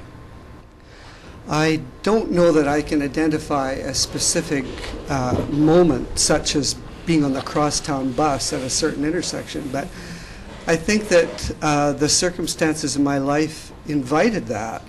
I was born into a broken-up family before I even had any memories. My mom died before I knew her. I was raised by elderly relatives. My dad died from alcoholism at age 53. My oldest brother, who feared he would turn out like my dad, died from alcoholism at age 53. Yet I've had a marvelously gifted life, but I've had a lot of life experience, and I think I've had lots of opportunities to choose between seeing the glass half full or half empty, and I'm sure that it's a tribute to my relatives that raised me, my great aunt and uncle who were pioneers, for instilling in me that insight. And I think I've just been lucky enough to build on that, and so I am a hopelessly hopeful. Hopelessly hopeful. That's it. Can I use that? Yeah, That's great. You can use that. Yeah. That's not hopelessly devoted to you. No, that's not. Hey. So do you think things like Haiti, like what's your take on perspective on this thing with Haiti and the earthquake? And how would you see that if someone phoned you and said, I'm so depressed, my family just died? How would you handle that? How would you get them to look at the lighter side? Well, there'd be two things that I would do. I would try to answer their question directly as to what my feeling is about Haiti, which I'll do in a second.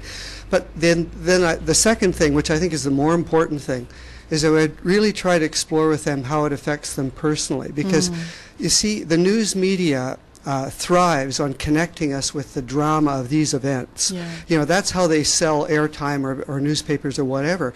And good for them. But we have to stand back and realize what they're doing.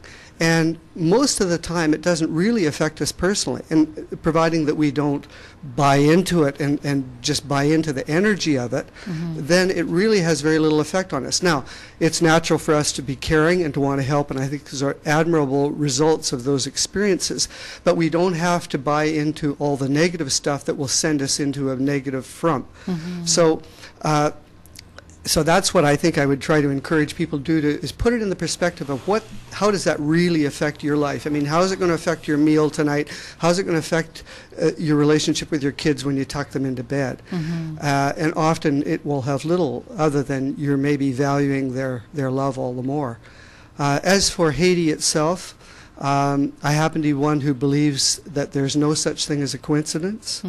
And I do believe that we have more than one life and that we have a spirit that lives on. And I believe that the really major circumstances in our life always happen with the permission of our higher self or our spirit. And so I believe that nothing ever is just a random act of cruel circumstance, and that there's a higher meaning to it. I mean, after all, look at the amazing learning that's come from Haiti. The world has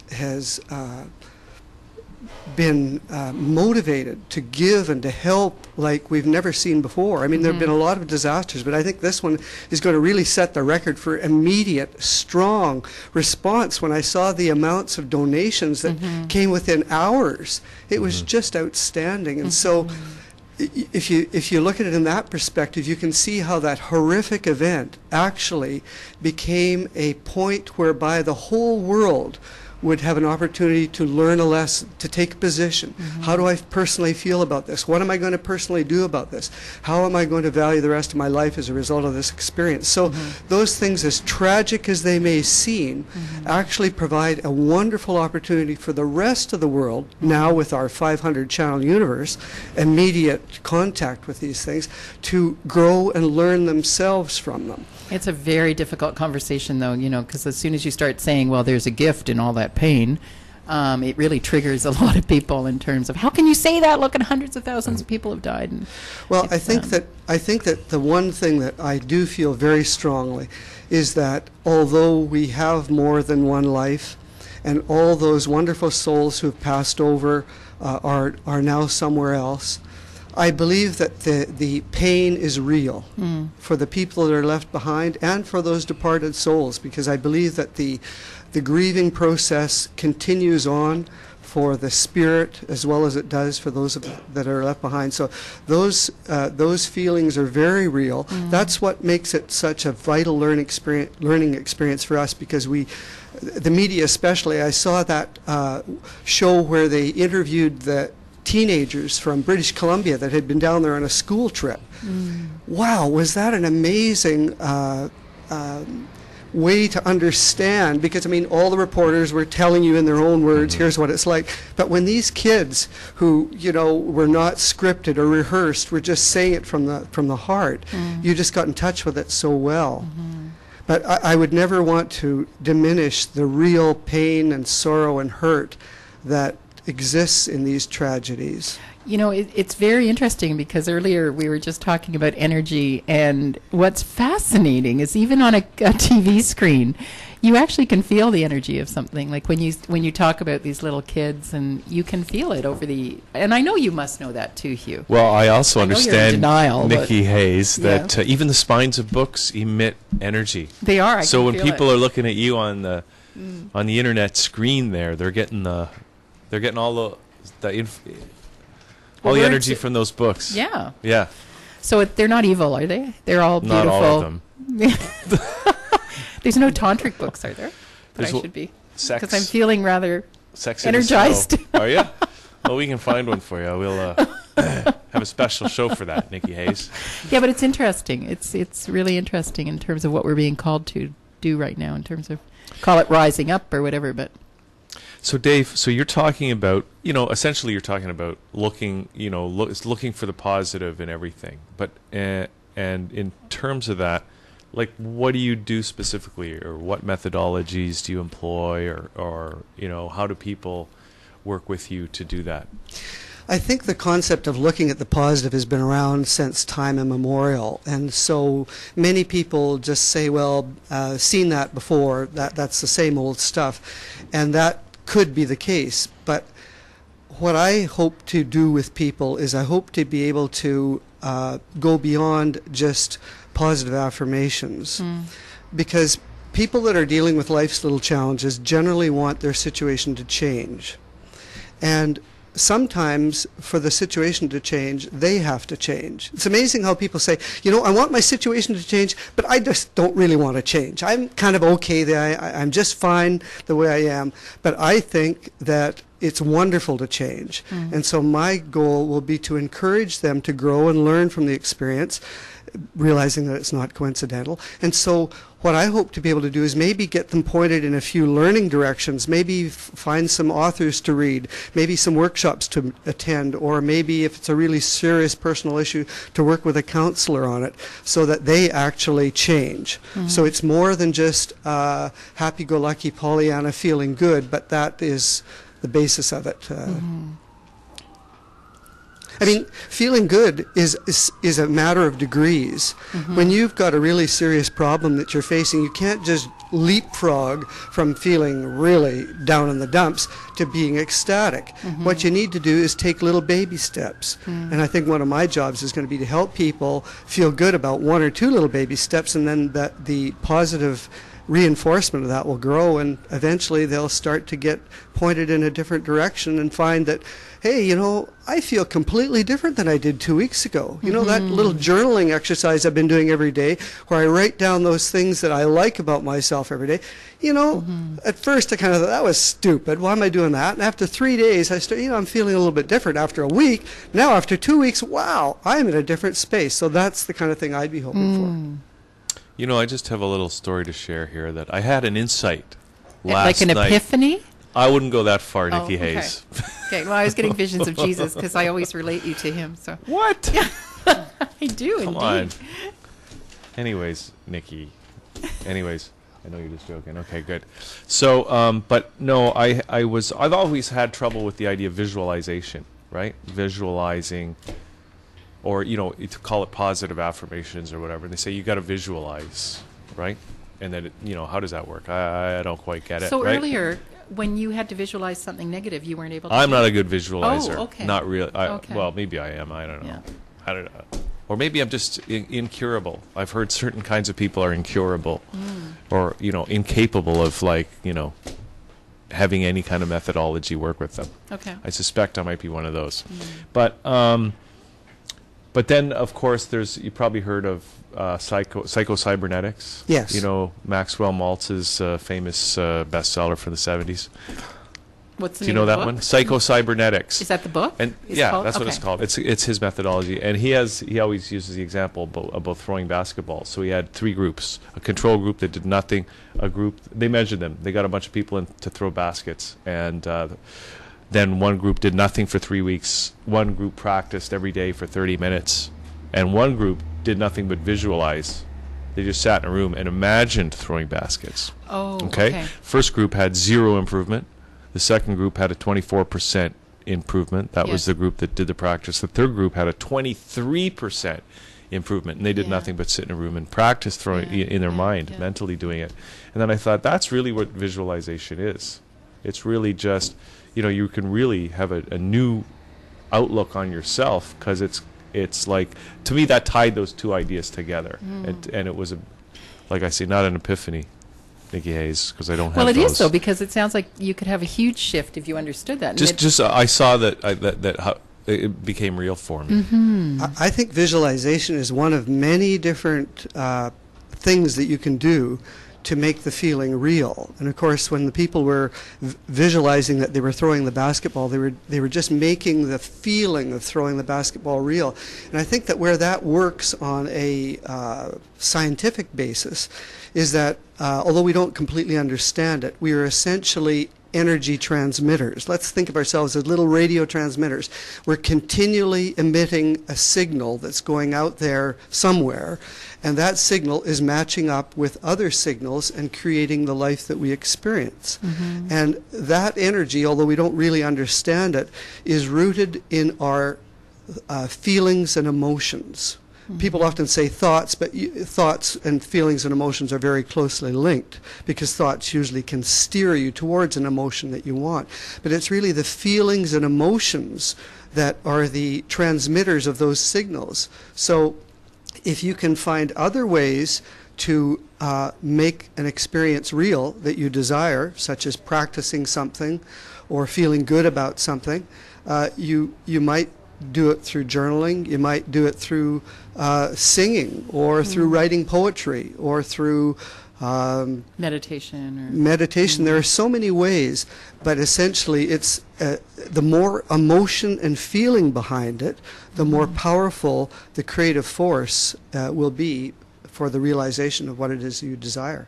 Actually, it brings to my mind the belief about whatever vibration, if you will, or energy you put into food that you prepare also has an effect on when people eat it. So if you put a lot of love into, and there's been movies about this and chocolat. That's true. Yeah. Yeah, it's like beautiful. It's like the Dr. Emoto thing with the water, right? It's the same idea. That's why people say grace before dinner, to right? bless the Because food. it is a blessing of the food. Yeah.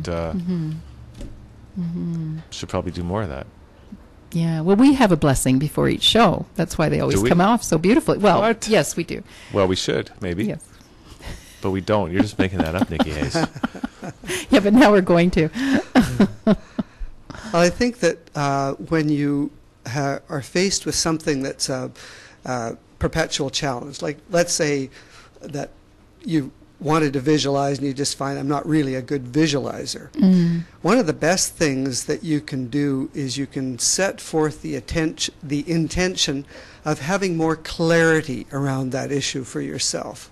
And it's amazing when you decide you want to do something, how you end up going on the internet and Googling or grabbing a book at the library and delving into the subject. And as you do, you start to unfold layers that sometimes will help you find the meaning of your being stuck on an issue. And so self-examination is the key, and getting in touch with your own feelings and emotions is the key. So that's why it's so valuable to do workshops and do the kinds of things that allow you to really take a good, honest look at yourself. So what do you think? We seem to be coming upon, as we talked earlier, I believe it's like a spiral. So you come back to the same place, but at a higher vibration, if you will. And it makes me think of thousands of years ago. People talked then about an unexamined life isn't really worth a hell of a lot, that we're here actually to understand this physical experience and to see what's going on. So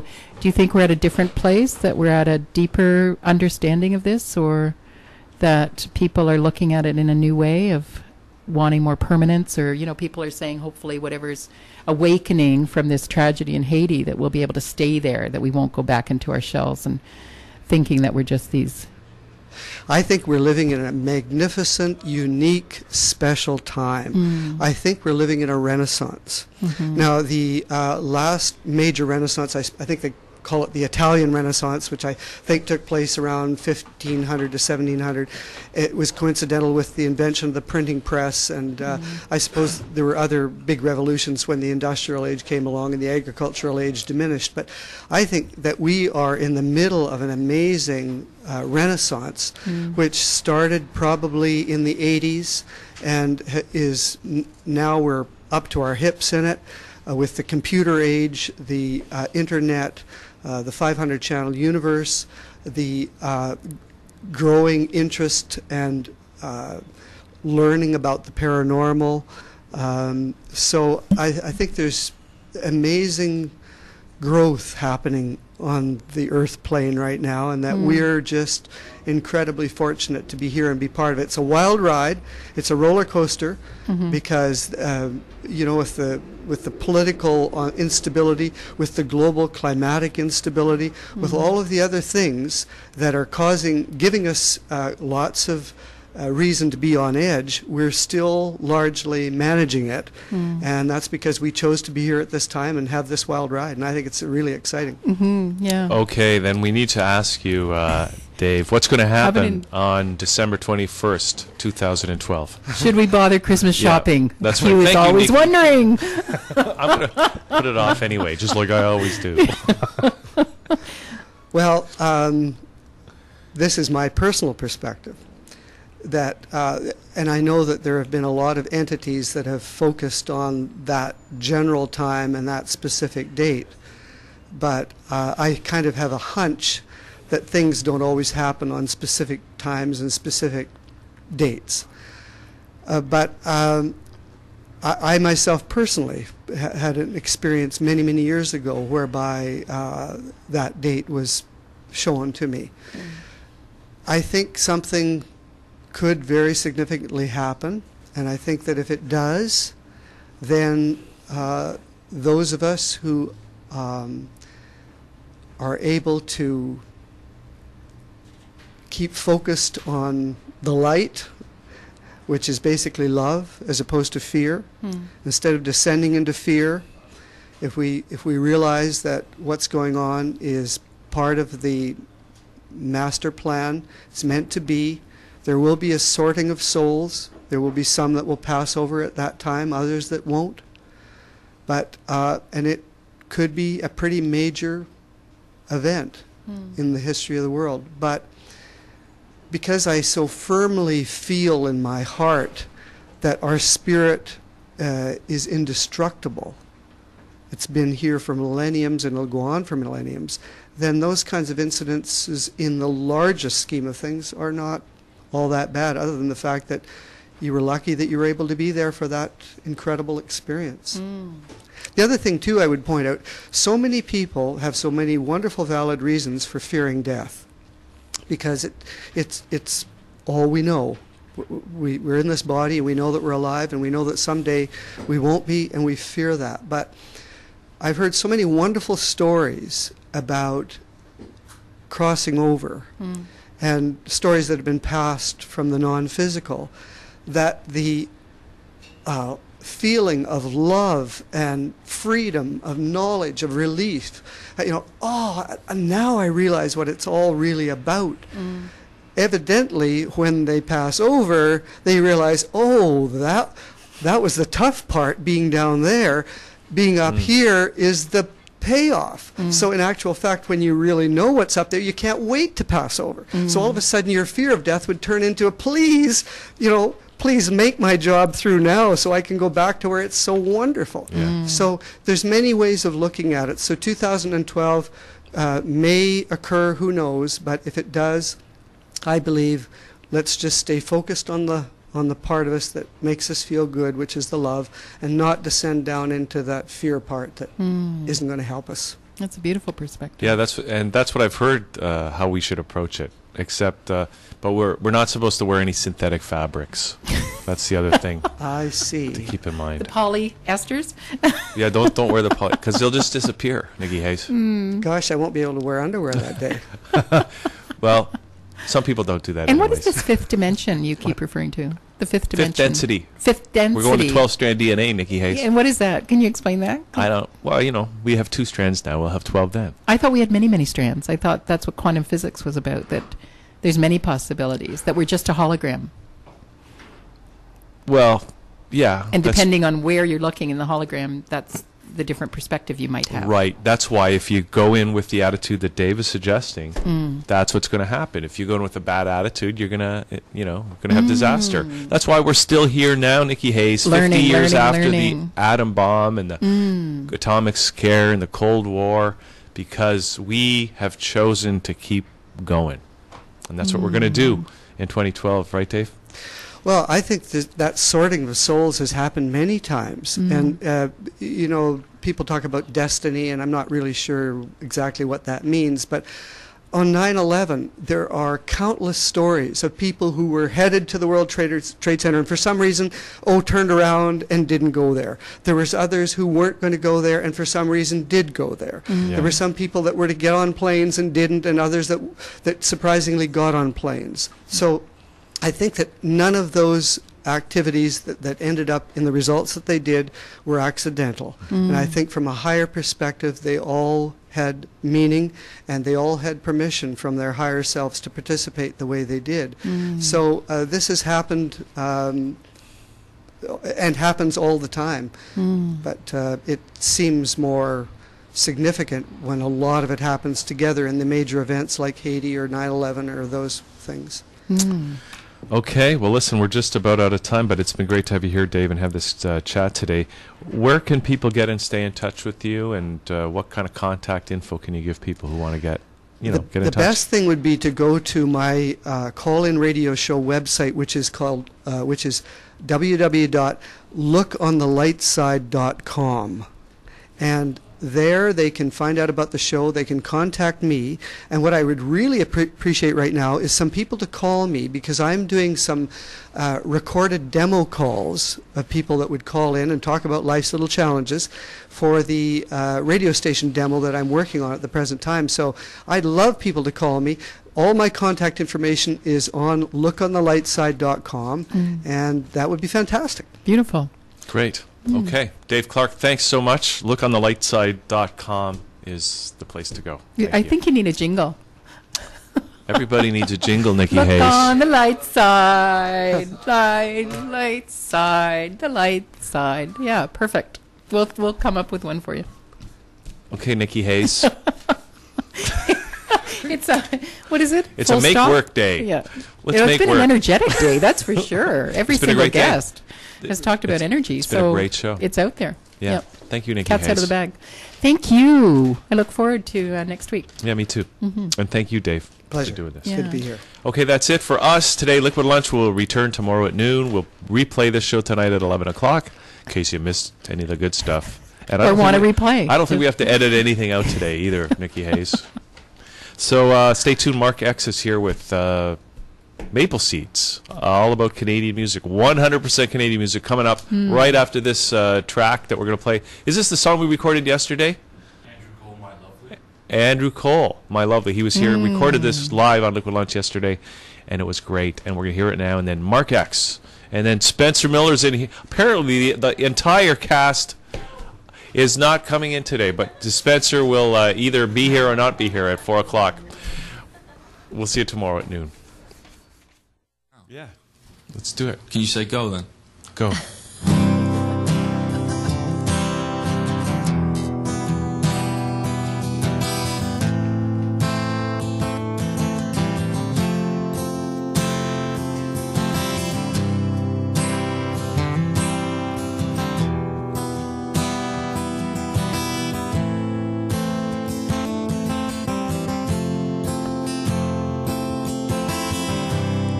Don't you notice my